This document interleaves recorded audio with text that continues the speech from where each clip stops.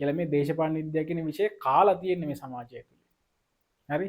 නමුත් ඒක හරි විදිහට ඒක ඉගෙන ගන්න ළමයෙකුට ඒක වැටහෙනවා මේක මොනතරම් ලේසි විෂයක්ද කියන එක. දැන් ඔයා මගේ පන්තියට ඇවිල්ලා මේ අද දෙවෙනි දවසනේ මේ. දැන් ඔයාට වැටහෙනවා මේ විෂය කොච්චර ඔව් ලේසි විෂයක්ද කියලා නේද?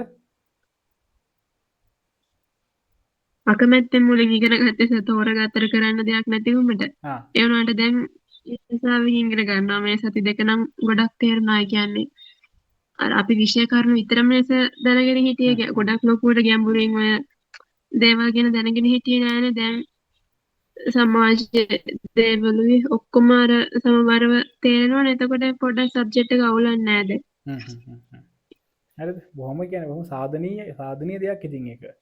සති දෙකයි කියන්නේ මේ දෙවෙනි සතිය දෙවෙනි දවස් අද ඔයා මේ ක්ලාස් එකට සම්බන්ධ වෙන. ඉතින් දෙවෙනි දවසේම ඔයාලට නිගමනයකට එළඹෙන්න පුළුවන් විෂය අමාරු විෂයක් නෙමෙයි දේශපාලන විද්‍යාව කියන විෂය. බොහොම සරලව ලේසියෙන් ඉගෙන ගන්න පුළුවන් විෂයක් කියනක. ඔය දැන් එක්සෑම් එකට යනකොට ඔයාට ඔයා වැඩියෙන්ම ප්‍රිය කරන විෂය දේශපාලන විද්‍යාව විෂය වෙනවා. මම